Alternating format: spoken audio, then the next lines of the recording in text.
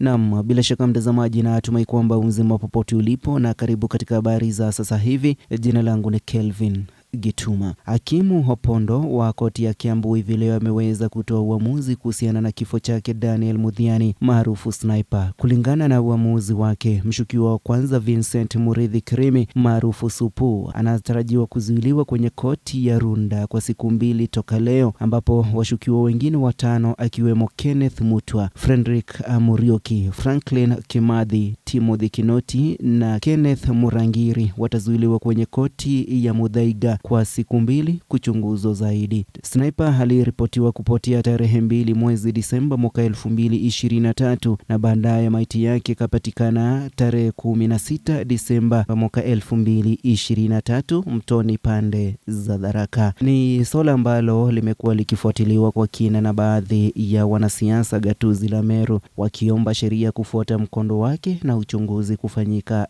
kwa kina ili kuhakikisha familia yake marehemu imepata haki. Zaidi, viongozi hao wanaomba wanahusika kufanya utafiti kuchunguza kanisa la gavana wa kaunti hiyo Mheshimiwa Kawira Mwangaza, ikikumbukwa baadhi ya watu wa familia yake walikamatwa na polisi kufuatia kisa hicho. Ni habari tunazoendelea kuzifuatilia na bila shaka tutakuwa tukikujuza zaidi, lakini nachokuomba ni kujiunga na familia hii kwa njia ya kusubscribe na pia kubonyeza alama ya kengele ili kuwa wa kwanza kupata kila aina ya habari.